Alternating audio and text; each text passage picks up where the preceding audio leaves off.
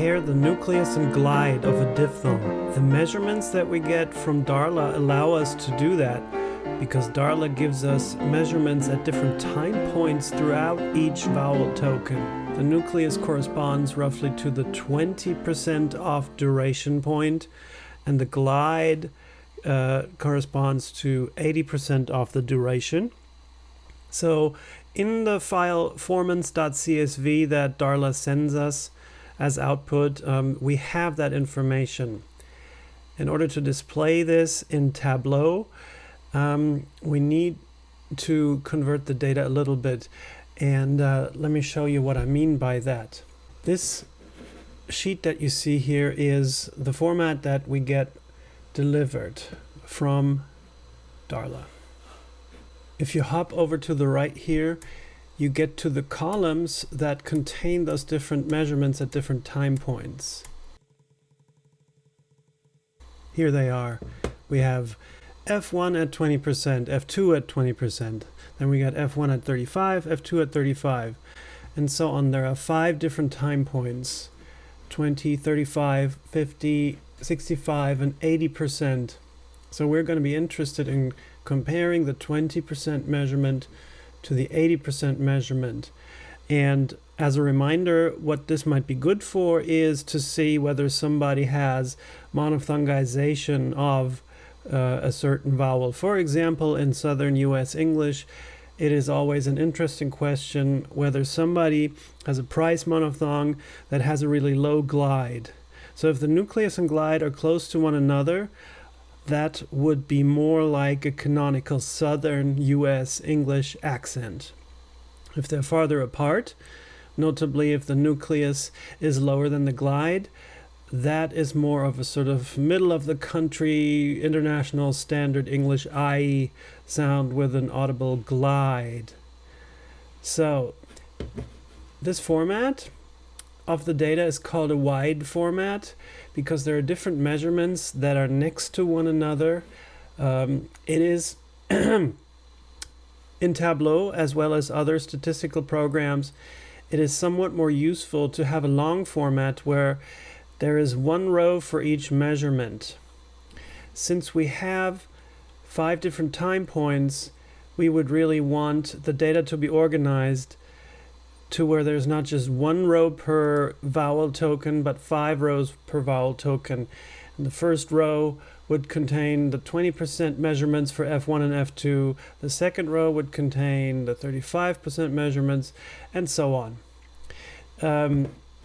So this conversion, of course, can be done in statistical software. This is what the result looks like.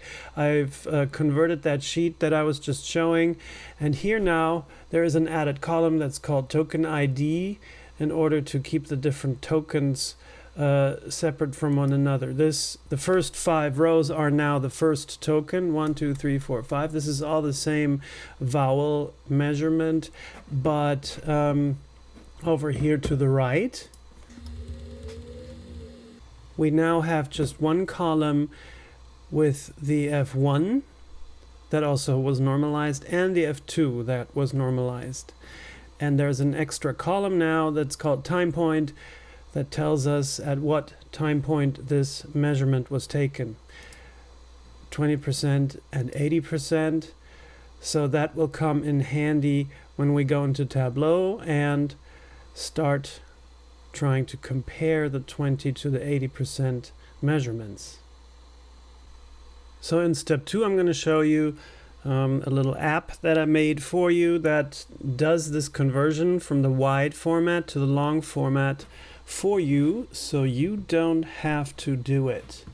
It's a web app that you can go to by going to this abbreviated link here. It's bit.ly/darla-conversion. This app expects you to upload one file at a time, so just one speaker at a time. And the format it looks for is the formants.csv output from Darla. So I'm going to find one of my files in that format. Here Gina is, I've just renamed it, but this is a formants.csv file from Darla. I'm going to say, okay, upload this to the app, and gets uploaded. It gets converted right away. Here you get the converted output. You see that there is now the token ID column.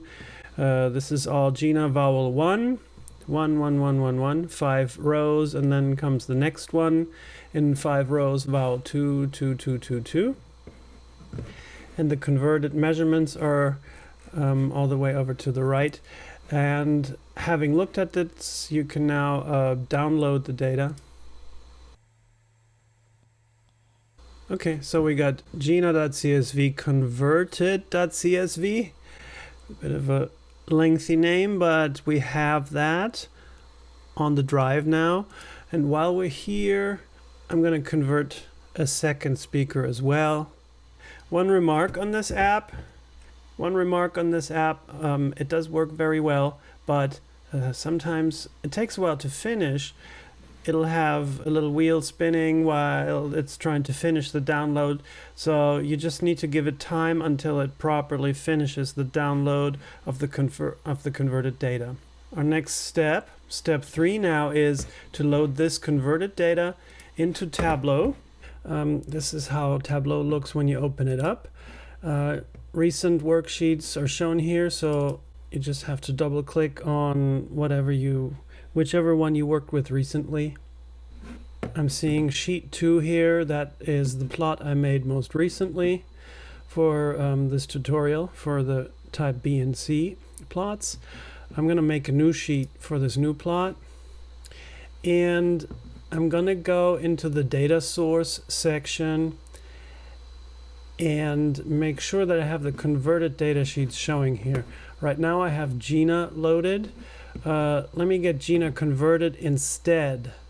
All we really need to do here is double click on the sheet. It appears automatically because it's in the folder you're working with, so just double click on the converted sheet. Pushes it into this loaded data area as a live connection, and you see this is the converted version where there's a token ID column. Every token has a unique identifier. Gina v1 is the first one. It occurs on 5 rows. Gina v2, 5 rows. v3, 5 rows. And over on the right, we see that we have the converted f1.norm, f2.norm with the time point labeling. So this is the converted data. So with this loaded, I'm going to go into the new sheet and build a new plot that will pay attention to nucleus and glide.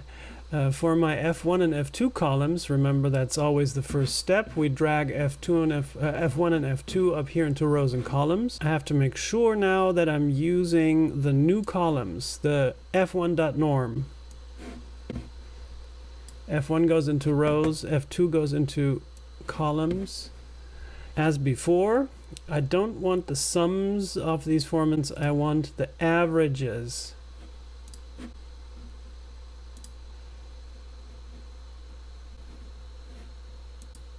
Next, I'm going to have it show me vowels as colored dots. I'm going to drag vowel onto the color mark. It's offering me that I can filter. I'm going to say, sure, let me filter, because we will need to filter just to the vowels that we're talking about here. We're analyzing price. We're interested in the nucleus and glide of price, so that's the one I'll select. Here's my one dot that's averaging all available values for F2 and F1 for the price vowel. One thing I still need to do is to reverse the axes here as before. Always reverse your formant axes. Reversed, close, reverse, close. This is our price vowel. And now how can we distinguish between the nucleus and the glide? We'll use the time point for that, the time point column. It is right here. And I would say let's distinguish nucleus and glide by shape. Drag this onto shape, and it's offering to filter again. Yes, I want to filter. because I don't want all the time points, I just want 20 and 80. So here we are. This is my 20% point. This is my 80% point. I might also put a label on that. I'm going to drag time point onto label so that the point is labeled in the plot. 80%, 20%. And this is really it. We're done now plotting nucleus and glide for one speaker. Does this really tell us anything? Out on its own, without anything to compare it to, it does not tell us very much, other than the nucleus is lower and farther back than the glide. That's what you would expect. That's a mainstream realization, but this could still be a foreshortened glide. This could be showing influence of a southern accent. We don't know. We need context. So that's why we're going to move on to step 5 now. In step 5, we're going to plot two speakers against one another, Mike and Gina. We're going to see which one of the two has more glide shortening for this vowel. Double click on New Union. After you've removed any active sheets from the data table area, double click on New Union, drag Gina, convert it in, drag Mike, convert it in, say OK, and here is the complete sheet. The number of tokens looks appropriate. Over in the token ID field, we see both Mike and Gina as names. So that's what we need. Let's go back into our sheet 3. And this time, why don't we compare Gina and Mike with two panels next to one another? So I like this visualization where I get 20% and 80% separate. I'm just going to drag the name column into the columns row up here, which will produce two different panels.